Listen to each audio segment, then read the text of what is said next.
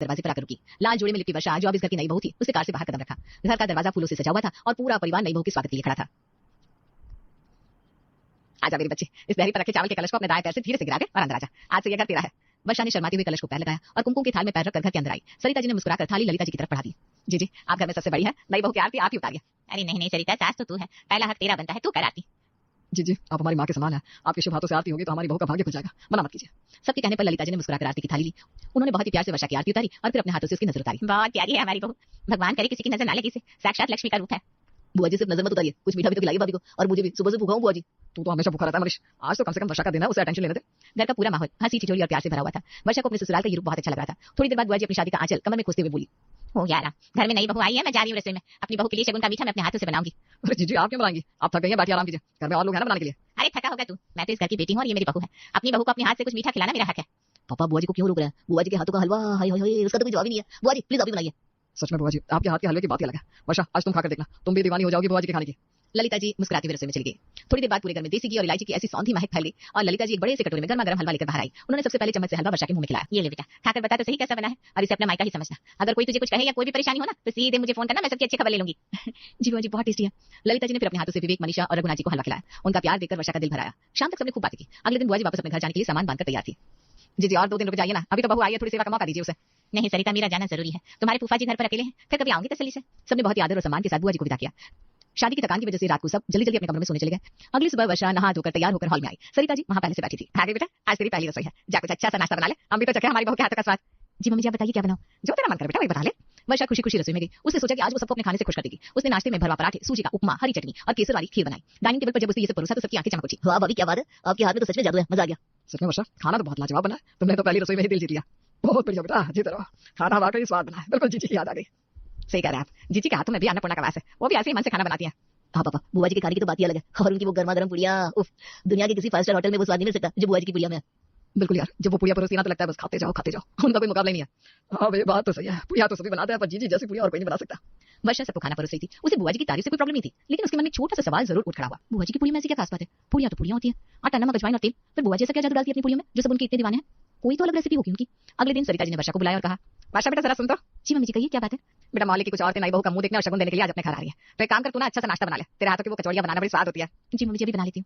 और सुन बेटा अच्छे से नई साड़ी पहनकर तैयार हो जाना, वो तुझे तो देखना आ रही है। जी मम्मी जी आप फिक्र मत कीजिए, मैं सब कर लूंगी। ऐसा कहकर वर्षा रसोई में चली गई। वर्षा ने बहुत ही मेहनत से खस्ता कचौड़ियां, आलू की रसेदार सब्जी और गुलाब जामुन बनाए और फिर खूब सज सवर कर तैयार हो गए। थोड़ी देर बाद हॉल में बैठी मौली की औरतें नाश्ता करते हुए वर्षा की तारीफों के पुल बांध रही थी। बहुत सुरीता, तुम्हारी बहू के हाथ में तो जादू है, कचौड़ियां एकदम खस्ता बनी है, बिल्कुल हलवाई जैसी। तुम सच में बहुत भाग्यशाली हो, जैसी सुघड़ बहू मिली, जैसा रूप वैसा गुण। हाँ विमला वो तो है, मेरी वर्षा है इतनी प्यारी, हर काम में होशियार। तेरी आजकल ऐसी बहुएं कहाँ मिलती है जो घर के काम भी करे और बड़ों की इज्जत भी। सरिता लाखों में एक बहू लाई है चुनकर। वर्षा बेटा ये मेरी तरफ से शगुन। वर्षा बेटा कचौड़ियां लाजवाब बनी है। अच्छा बेटा तेरी छोटी बहन हो तो बताना, मेरे नीरज के लिए मुझे बस तेरी जैसी बहू चाहिए। हाँ ऐसी बहू सबको मिले, सर्वगुण संपन्न है मेरी वर्षा। और इसी तरह औरतों ने वर्षा को शगुन के लिफाफे दिए, उसे आशीर्वाद दिया और अपने अपने घर लौट गए। उनके जाने के बाद रघुनाथ जी, विवेक और मनीष डाइनिंग टेबल पर बची हुई कचौड़ियां खाने बैठ गए। भाई यार तो सही कह रहे थे, बहू ने कचौड़ियां तो बहुत बढ़िया बनाई है, मजा आ गया भाई। हाँ पापा भाभी की कुकिंग एकदम टॉप क्लास है। बिल्कुल यार, बस ये गर्मा गर्म कचौड़ियां और आलू की सब्जी खाकर ना मुझे अचानक बुआ जी की याद आ गई। याद है पापा पिछली बार जब हम उनके घर गए थे तो उन्होंने गर्मा गर्म पुड़िया और आलू की सब्जी खिलाई थी। अरे उसकी क्या बात करते हो विवेक, जीजी के हाथों की वो पुड़िया, वो जब कढ़ाई से निकाल कर सीधा थाली में परोस दिया तो ऐसा लगता है जैसे 56 भोग मिल गए। हाँ पापा उनकी पुड़ियों में कुछ अलग ही बात होती है, वो फुलती भी बहुत अच्छी है और उनका स्वाद पानी आ गया मुंह में। वर्षा चुपचाप उन तीनों की बातें सुन रही थी। उसे हैरानी हो रही थी कि आखिर उन पुड़ियों में ऐसा है क्या। ऐसे ही कुछ दिन गुजर गए और इन कुछ दिनों में हर दिन ललिता जी के खाने और पुड़ियों की तारीफ घर पर होती रहती थी। एक दिन शाम को वर्षा रसोई में अकेले खड़ी थी, वो सोच में डूबी हुई थी। पुड़ियां तो पुड़िया ही होती है ना, ये रागियों का आटा, ये राना मकी, रही अजवाइन और ये मोयन के लिए तेल, इसके अलावा पुड़ी में और क्या ही डलता है। मैं भी तो बिल्कुल वैसे ही बनाती हूँ, फिर बुआ जी की पुड़िया इतनी अलग और इतनी स्वादिष्ट कैसे हो सकती है। क्या वो आटे में कोई स्पेशल चीज मिलाती है जिससे सब उनके खाने के दीवाने हो जाते हैं। बहुत सोचने के बाद जब वर्षा को कोई जवाब नहीं मिला तो उसने अपनी मां को फोन किया। हेलो वर्षा, कैसी है मेरी बच्ची, सब ठीक है ना ससुराल में। नहीं मम्मी सब बहुत अच्छे हैं, मुझे बहुत प्यार करते हैं। मुझे ना बस तुमसे एक जरूरी बात पूछनी थी। जरूरी बात क्या हुआ बेटा। मम्मी तुम ये बताओ ना पुड़िया कैसे बनती है। क्या पागल हो गई है लड़की, अचानक तू पुड़िया बनाना कैसे भूल गई। अरे मम्मी मुझे बनानी आती है और सब मेरे हाथ की खाते भी बहुत चाव से, पर इस घर में सब लोग हमेशा बुआ जी की तारीफ करते रहते हैं। वो कहते हैं बुआ जी के हाथों की पुड़िया कुछ अलग बनती है, दुनिया में सबसे टेस्टी। मैंने सोचा पुड़िया बनाने की कोई और स्पेशल रेसिपी भी होती होगी जो मुझे नहीं पता। अरे बेटा मुझे क्या पता बुआ जी की रेसिपी, मुझे तो बस यही नॉर्मल वाली पुड़िया बनानी आती है जो मैंने तुझे सिखाई है। तो फिर उनकी पुड़िया में ऐसा क्या खास है मम्मी। देख बेटा हर इंसान के हाथ का अपना एक अलग स्वाद होता है और कुछ बुजुर्गों के हाथों में तो वैसे ही बरकत होती है। एक काम कर, तू इतनी पहेलियां क्यों बुझा रही है, तू बुआ जी से पूछ ले। बल्कि मैं तो कहती हूँ एक दिन जाकर उनके हाथ का खाना ही खा ले, खुद तो खुद पता चल जाएगा कि आखिर वो क्या बनाती है, कैसे बनाती है। हाँ मम्मी ये तो मैं बिल्कुल सीखा, मैं उनके घर जाकर खुद देखूंगी आखिर उस रसोई का राज क्या है। Thank you mummy. वर्षा ने फोन काट दिया। अब उसे किसी भी तरह बुआ जी के घर जाना था और उनके हाथों का वो जादुई खाना चखना था। एक दिन शाम को पूरा परिवार हॉल में बैठकर चाय पी रहा था। रघुनाथ जी ने चाय का कप टेबल पर रखा और गहरी सांस ली। पता नहीं क्यों आज जीजी की बहुत याद आ रही है, उन्हें मिले कितने दिन हो गए। सही कह रहे पापा, मुझे तो उनके हाथ के हलवे और पुड़ियों की याद आ रही है। हाँ यार उनसे मिलना काफी दिन हो गए, शादी की भागदौड़ में तसल्ली से उनके साथ बैठने का मौका ही नहीं मिला था। वर्षा इसी सही मौके की तलाश में थी। उसने तुरंत मुस्कुराते हुए कहा, पापा जी अगर आप सबको बुआ जी की इतनी ही याद आ रही है तो क्यों ना हम सब उनसे मिलने चले। बुआ जी के घर ऐसे अचानक? हाँ मम्मी जी, अचानक जाने में तो सरप्राइज का मजा है। और वैसे भी शादी के बाद बस एक बार ही तो मिली हूं उनसे, उनके बाद बुआ जी से मिली नहीं हूं। इसी बारे में उनके घर भी आऊंगी और मुझे भी उनके हाथों का वो खाना चखने का मौका मिलेगा जिसकी आप सब इतनी तारीफ करते हैं। अरे वाह बेटा, तूने तो मेरे मन की बात छीन ली। सरिता बहू बिल्कुल ठीक कह रही है। कल रविवार भी है, बच्चों की छुट्टी है, कल सुबह ही निकलते हैं जीजी के घर। यस, कल तो बुआ जी के हाथों की गर्मा गर्म पूरियां पकी। सबको वर्षा का ये प्लान बहुत पसंद आया। अगली सुबह पूरा परिवार तैयार होकर कार से ललिता जी के घर पहुंच गया। बुआ जी के घर का दरवाजा खुला था। वे लोग बिना आवाज किए अंदर पहुंचे। प्रणाम जीजी। आवाज सुनकर ललिता जी पलटी और पूरे परिवार को एक साथ खड़ा देखकर खुशी से उछल पड़ी। संतोष भी वहां गया। अरे रघुनाथ, सरिता तुम सब, हे भगवान, मेरी तो आंखें ही तरस गई थी तुम सबको देखने के लिए। ललिता जी ने दौड़कर वर्षा को गले लगा लिया। फिर मनीष और विवेक का माथा चुमा। घर में एकदम से रौनक आ गई। वाह भाई वाह, आज तुम्हारे घर में चांद ही उतर आया। आओ बैठो बैठो सब। तुम लोगों ने मुझे बताया क्यों नहीं कि आ रहे हो? मैं सुबह ही उठकर हलवा और तुम्हारी पसंद की चीजें बनाकर रखती। अरे बुआ जी सरप्राइज देना था ना, और हमें कोई तैयारी नहीं चाहिए, हमें तो बस आपके हाथ का खाना खाना है। हाँ हाँ, क्यों नहीं, तुम सब बैठो, मैं अब भी गई और अभी आई। आज तो मैं अपने बच्चों को अपने हाथों से गर्मा गर्म छोले और पूरियां खिलाऊंगी। बुआ जी मैं भी आपकी हेल्प कर दूं रसोई में? अरे नहीं बेटा, तू यहाँ आराम से बैठ, मैं अकेले सब कर लूंगी। ललिता जी रसोई में गई। वर्षा दूर से रसोई की तरफ देख रही थी। वो जानना चाहती थी कि बुआ जी ऐसा क्या करती है। कुछ ही देर में डाइनिंग टेबल सज गया। बुआ जी ने सबको बिठाया। प्लेट में गर्मा गर्म छोले, खट्टा मीठा कद्दू और आम का अचार परोसा गया। ललिता जी कढ़ाई से सीधे पूरियां निकालकर ला रही थी। ले मेरा बच्चा, गर्मा गर्म खा। उफ, बुआ जी मजा आ गया, क्या स्वाद है। वर्षा ने पूरी का पहला निवाला खाया। सच में बहुत ही स्वादिष्ट थी। अरे तूने तो कुछ खाया ही नहीं, एक पूरी और ले ले, इसके साथ चटनी लाती हूँ, रुक। बुआ जी पेट भर गया मेरा सच में। अरे मेरी कसम है तुझे विवेक, मना मत कर। देख कितनी पतली सी तो है, खा ले मेरा बच्चा। हाँ? अच्छा बुआ अपने हाथ से खिलाएगी। अब विवेक ना नहीं कर पाया और मुस्कुराते हुए उनके हाथों से खाने लगा। फिर ललिता जी एक कटोरी में मीठा दही लेकर वर्षा के पास आई। वर्षा बेटा ये ले, मैंने रात को ही मीठा दही जमाया था, पूरियों के साथ ना बहुत अच्छा लगेगा। बुआ जी मैं और नहीं खा पाऊंगी, सच में बहुत खा लिया है। ऐसे कैसे नहीं खाएगी, ला मैं अपने हाथ से खिलाती हूँ तुझे।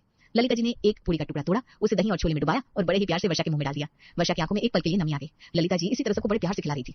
अरे रघुनाथ, अचार दूं? सरिता तूने कद्दू नहीं खाया? मनीष ये ले, थोड़ी सी भुजिया डाल उसके ऊपर, एक तो और खानी पड़ेगी। और मनीष तू तो मेरा सबसे लाडला बच्चा है ना, आज बुआ अपने हाथों से तुझे खिलाएगी। वर्षा चुपचाप सब कुछ देख रही थी। घर पर जब वो खाना बनाती थी तो सब एक बार में खाना लेकर खा लेते थे। कोई इस तरह मनवा नहीं करता था। ललिता जी का प्यार, उनका सिर पर हाथ फेरना, अपनी कसम देकर एक और खिलाना वर्षा को बहुत अच्छा लग रहा था। खाना खत्म होने तक सबकी हालत ऐसी हो गई थी कि उठना भी भारी पड़ रहा था, पर सबके चेहरों पर एक गजब का सुकून था। उफ बुआ जी, अगर मैंने एक पूरी और खाई ना तो मेरा पेट पक्का ब्लास्ट हो जाएगा। मैं तो सांस भी नहीं ले पा रहा हूँ। अरे कुछ नहीं होगा, पूरियां ले। वैसे अभी मेरा स्पेशल सूजी का हलवा तो बाकी है। अरे नहीं नहीं बुआ प्लीज, हलवे के लिए अब गले तो कोई स्पेस नहीं बची। सच में आज तो आपने ओवरलोड कर दिया। बस जीजी आज तो सच में आत्मा तृप्त हो गई। आपके हाथ के खाने का कोई मुकाबला ही नहीं है। ऐसा लग रहा है जैसे कई सालों बाद सुकून से खाना खाया हो। बिल्कुल सही कह रहे हैं आप। अरे वर्षा बेटा, खाना कैसा लगा तुझे? बुआ जी खाना तो बहुत ही ज्यादा टेस्टी था, लेकिन उससे भी ज्यादा अच्छा आपका प्यार लगा। आपने इतने प्यार से खिलाया ना कि पेट तो भर गया पर मन नहीं भरा। अरे ये तो इसकी पुरानी आदत है, ये जब तक सामने वाले को ठूस ठूस कर खिलाना दे इसे रात को नींद नहीं आती। सब लोग जोर से हंस पड़े। शाम तक चाय पीकर ढेरों बातें करके पूरा परिवार ललिता जी से विदा लेता है। कार में वापस लौटते समय सब बहुत खुश थे, लेकिन वर्षा के दिमाग में अभी भी स्वाद और प्यार का वो कनेक्शन घूम रहा था। रात को परिवार अपने घर लौट चुका था। सब लोग अपने अपने कमरों में चेंज करके आराम कर रहे थे। वर्षा किचन में पानी की बोतलें भर रही थी। तभी सरिता जी वहां आई। मम्मी जी आप सोई नहीं अभी तक, थक गई होंगी ना? हाँ बेटा, बस सोने जा रही थी, सोचा एक गिलास पानी पी लो। आज तो जीजी ने इतना खिला दिया कि डिनर करने का सवाल ही नहीं उठता। हाँ मम्मी जी वो तो है, पर मम्मी जी मुझे आपसे एक बात पूछनी थी। मैं सुबह से इसी बारे में सोच रही हूँ। हाँ पूछ बेटा, क्या बात है? मम्मी जी मैं जब बुआ जी को किचन में देख रही थी ना तो मैंने नोटिस किया कि उनकी पूरियों की रेसिपी तो एकदम सेम थी। वही आटा, वही नमक, वही अजवाइन, तलने का तरीका भी सेम ही था। तो फिर उनकी पूरियों में इतना अलग और इतना अच्छा टेस्ट कैसे आता है? मतलब कोई सीक्रेट मसाला भी नहीं था? अरे मेरी भोली वर्षा, तुझे अभी तक समझ में नहीं आया? बुआ जी की पूरियों में सच में कोई सीक्रेट मसाला नहीं है। तो फिर क्या है? बेटा स्वाद पूरियों के आटे में नहीं था, स्वाद तो उनके परोसने में था। तूने देखा नहीं वो कैसे परोस रही थी, कैसे खिला रही थी सबको। जब हम घर पर खाना खाते हैं तो बस प्लेट में डालकर खा लेते हैं, लेकिन जीजी सिर्फ खाना बनाती नहीं है, वो दिल से खिलाती भी है। दिल से खिलाती है? हाँ, वो जो बार बार पूछना, मनुहार करना, मेरी कसम है एक और ले लो कहना, माथे पर हाथ फेरना। बेटा जब कोई इतने प्यार से खाना परोसता है ना तो रूखी रोटी में भी 56 भोग का स्वाद आ जाता है। उनके खाने में जो मिठास है वो उनके निस्वार्थ प्यार की मिठास है। खाने का स्वाद तभी डबल होता है जब बनाने वाले का दिल बड़ा हो, समझी? मम्मी जी आपने बिल्कुल सही कहा। आज मुझे समझ में आ गया कि कुकिंग सिर्फ एक ड्यूटी नहीं है, ये एक इमोशन है। अगर आप खुश होकर और प्यार से खाना बनाओगे तो वो अपने आप टेस्टी बनेगा। बिल्कुल सही। और मुझे यकीन है कि मेरी बहू भी जब जीजी की उम्र में आएगी तो इसके हाथ के खाने की भी ऐसे ही मिसालें दी जाएगी। चलो बहुत रात हो गई है, जाकर सो जा। गुड नाइट मम्मी जी। सरिता जी अपने कमरे में चली गई। वर्षा ने किचन की लाइट बंद की। उसे आज अपनी बुआ जी से बहुत